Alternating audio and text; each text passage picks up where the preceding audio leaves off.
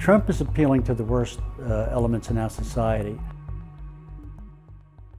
Hi, I'm Nick Gillespie with Reason TV, and today we're talking with Jerome Tuccille. His latest book is The Roughest Riders, the Untold Story of the Black Soldiers in the Spanish-American War. He's also the first biographer of one Donald Trump. He wrote a book called Trump in 1985, and we're talking to Jerry Tuccille about insights that he has into this man who might be president. Jerry, thanks for talking to us. My pleasure. Your book from 1985, it starts with a scene of teenage Donald. He's 13 or 14 at the opening of the Verrazano Narrows Bridge, a big architectural engineering achievement. What happened there, and what lesson did Donald take away? Well, Donald was present there, and the architect of the bridge was standing in the background and introduced to the public, I forget who exactly it was who made the announcement, but left his name out. Just talked about this great architect and so on, and maybe forgot his name or didn't bring it up.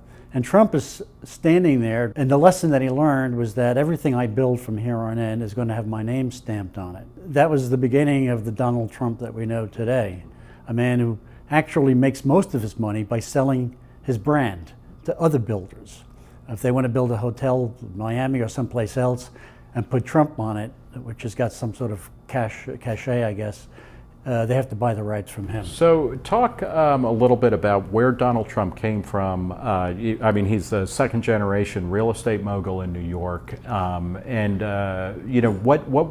was driving him on his kind of ride up the hierarchy during the 1980s? Well, his father was Fred Trump, who built a lot of high-rise condos and apartments in Coney Island, but he was out of Manhattan. Manhattan was, the big builders there was Zeckendorf and Helmsley. If you want to make it in New York, you want to make it in Manhattan, at least. Yeah, if you want to get into Manhattan. And Donald saw an opportunity in 1975 when New York City was basically in receivership, and the state floated these municipal assistance corporation bonds, MAC bonds, to get New York through the crisis.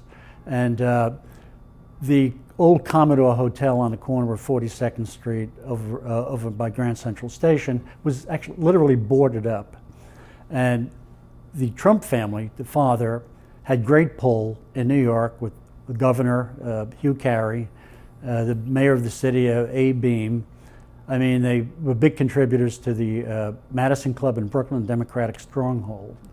And Trump wanted to go in there, but they got the first commercial real estate abatements ever given to any realtor in New York, which basically guaranteed a profit. It was like 50 years of no taxes if he would go in there and take over the Commodore, which he did. So Donald Trump's rise in real estate, or as a kind of international mogul, really starts with government assistance, Right. with a rigged market. He later, he's very fond of eminent domain. He's used that, what would be eminent domain abuse, actually, Right. in order to build projects in New York as well as Atlantic City and elsewhere.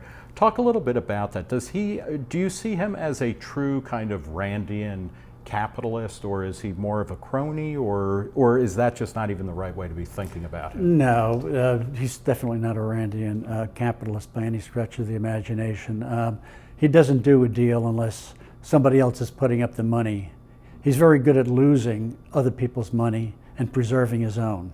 Usually he brings to the table his name and the political clout, the tax deals, and then he'll bring in a partner, whether it's Marriott or Hyatt, and they put up the bulk of the money. I mean, and then of course the same thing was true in Atlantic City, where you need some mob ties to get in down there, but he had very little of his own money at risk. It was always other people's, and he's filed for bankruptcy with his corporations about 4 times in the last 15 years or so. Knowing what you do about his psychology, what do you think is driving him into this, totally bizarre and surprising and yet incredibly and seemingly unstoppably successful bid for the Republican nomination?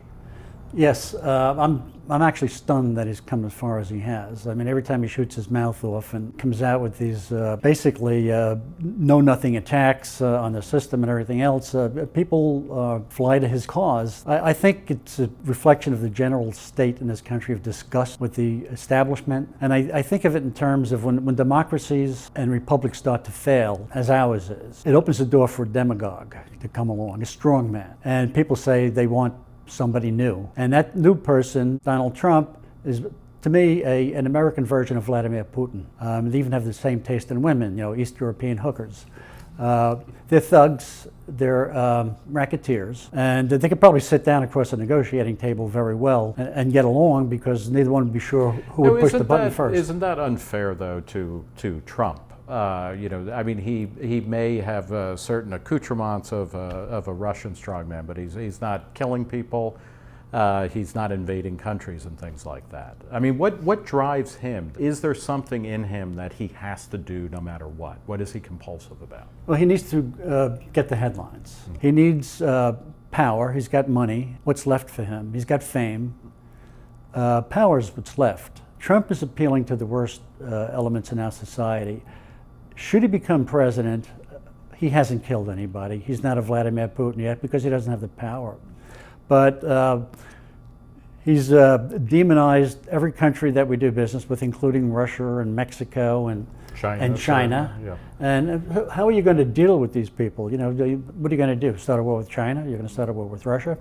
I don't know what he would do. I don't think he knows what he would do if he gets there. Do you think the Donald Trump story, does it end in a comedy or tragedy? Well, it's a comic tragedy now. It's buffoonery at its worst being taken seriously by a large swath of the population. What is the likely scenario in which he self-destructs? At some point, I would certainly hope that when the primaries really heat up, that he's going to start losing a couple and find a way to drop out by claiming victory, saying, he could have won if he wanted to stay in, but find a way not to do that. I think the worst scenario is that he actually goes on, and the Republicans don't know what to do with him, because if he wins primaries, how are they going to deny him the nomination? Mm-hmm. So that's the worst case scenario for the Republican Party, and for the country would be that if he actually does get the nomination. The Democratic side is bankrupt too. We're in the stage of the Roman Empire before the Caesars came in, and 2016 may give us a Caesar, and which will kind of precipitate the final collapse of the republic that we created.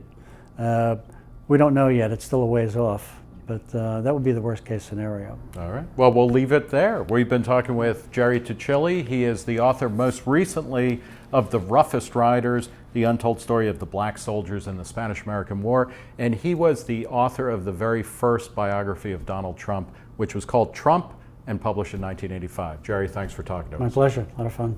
For Reason TV, I'm Nick Gillespie.